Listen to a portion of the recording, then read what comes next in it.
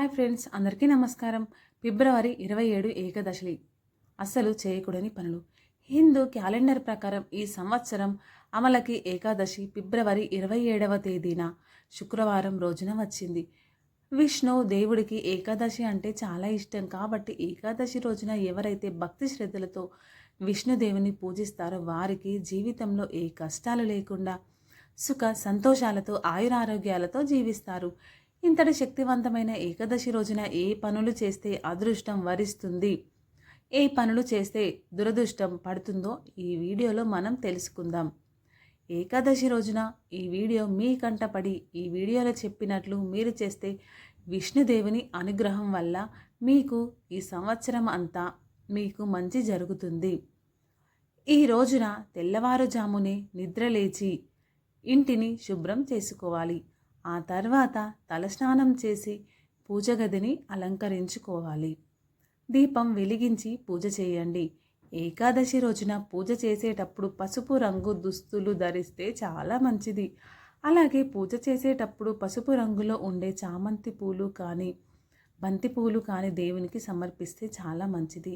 ఏకాదశి రోజున ఓం నమో భగవతే వాసుదేవాయ నమః అనే మంత్రాన్ని 3 సార్లు జపిస్తే చాలా మంచిది. ఈ రోజున ఎవరైతే ఈ మంత్రాన్ని జపిస్తారో వారికి విష్ణుదేవుని అనుగ్రహం వల్ల తరతరాల తరగని ఐశ్వర్యం లభిస్తుంది. ఏకాదశి అంటే విష్ణుదేవునికి మరియు లక్ష్మీదేవికి ప్రీతికరమైన రోజు కాబట్టి ఏకాదశి రోజున కొన్ని పనులు అస్సలు చేయకూడదు. ఏకాదశి రోజున ఈ తప్పులు చేస్తే లక్ష్మీదేవికి కోపం వచ్చి మీ ఇంటి నుండి బయటకు వెళ్ళిపోతుంది. ఈ రోజున మీ ఇంటి గుమ్మం ముందు అశుభ్రంగా ఉంచకూడదు. ఇల్లు అశుభ్రంగా ఉంటే లక్ష్మీదేవి ఆగ్రహానికి గురికాక తప్పదు. ఏకాదశి రోజున ఎట్టి పరిస్థితుల్లోనూ ఆలస్యంగా నిద్రలేవకూడదు. తెల్లవారుజామున నిద్రలేవాలి. ఈ రోజున ఇంట్లో ఉన్న స్త్రీలు కంటతడి పెట్టకూడదు. స్త్రీలు కంటతడి పెట్టిన ఇంట లక్ష్మీదేవి ఉండదు.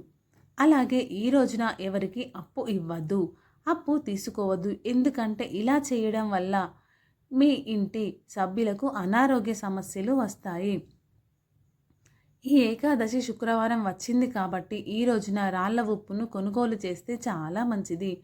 రాళ్ల ఉప్పు కొంటే ఉప్పుతో పాటు లక్ష్మీదేవి కూడా మీ ఇంటికి వస్తుందని పండితులు తెలియజేస్తున్నారు.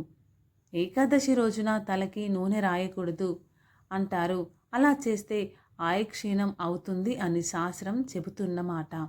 కానీ ఏకాదశి నాడు తలకు నూనె పెట్టుకొని తలస్నానం చేస్తే చాలా మంచిది. ఇలా చేయడం వలన మీకు ఎప్పటికీ అనారోగ్య సమస్యలు రావు.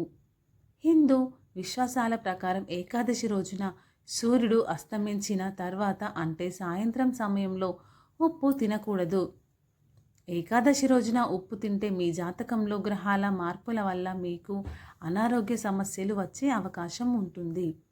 కాబట్టి వీలైనంత వరకు ఏకాదశి రోజున ఉప్పు తినటం మానుకోండి.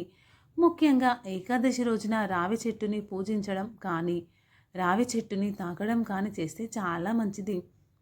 ఏకాదశి రోజున పాలు, పెరుగు, కారం, చింతపండు, ఉప్పు వంటి వస్తువులను ఎవరికి ఇవ్వకూడదు.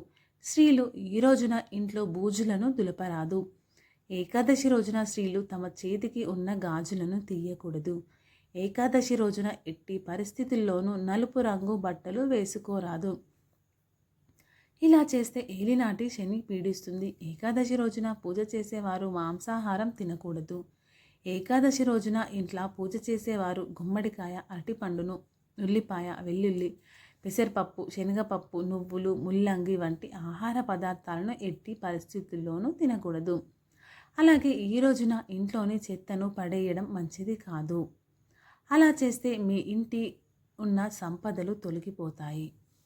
జ్యోతిష నిపుణులు సూచిస్తున్నారు. ఈరోజు మీ ఇంటి గడపకు పసుపు రాసి కుంకుమతో అలంకరణ చేయాలి. అప్పుడే శ్రీ మహాలక్ష్మి పచ్చగా ఉన్న గుమ్మంని చూసి ఇంట్లోకి ప్రవేశిస్తుందని పురాణాలు చెబుతున్నాయి. ఈ రోజున పాలు, పెరుగు తినకూడదని నమ్ముతారు. ఒకవేళ మీరు పాలు, పెరుగు తాగాల్సి వస్తే పాలల్లో కొద్దిగా బెల్లం కలుపుకొని తాగాలి.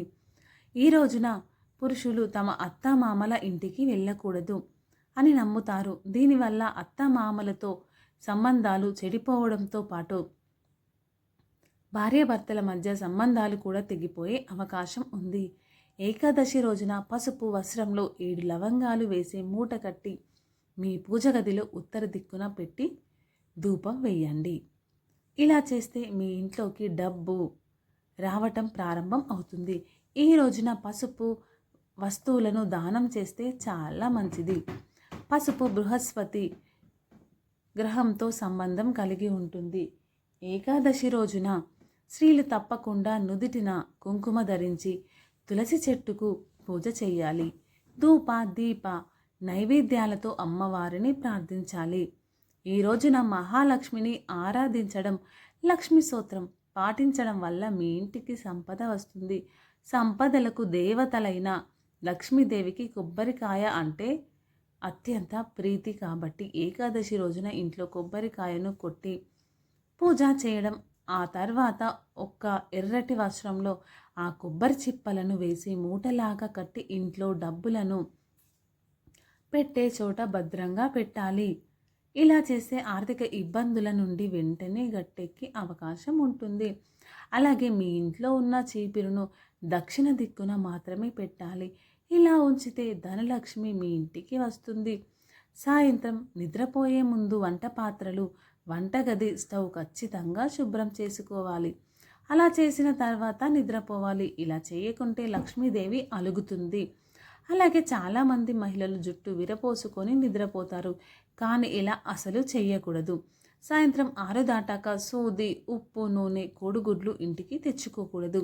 ఎందుకంటే అవి శని స్థానాలు. మీ వెంట తెచ్చుకున్నట్లే అవుతుంది. పొద్దుపోయాక పెరుగు, ఊరగాయలు ఎవరికి ఇవ్వకండి. ఎందుకంటే ఇవి లక్ష్మీ స్థానాలు. ఈ రోజున గోర్లను గిల్లకూడదు. పేరులు కుక్కడం, దువ్వడం వంటివి చేయకూడదు. ఎవరైతే వివాహ సంబంధాలు కుదరకుండా ఆటంకాలు ఏర్పడుతూ ఉంటాయో, అలాగే ఎవరైతే మంచి వివాహ సంబంధం కావాలని కోరుకుంటారో వారంతా ఈ రోజున పసుపు బట్టలు వేసుకొని ఇంట్లో పూజ చేస్తే చాలా మంచి ఫలితం ఉంటుంది.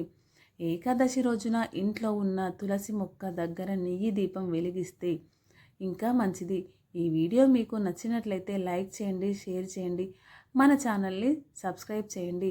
Thank you friends. Thank you for watching.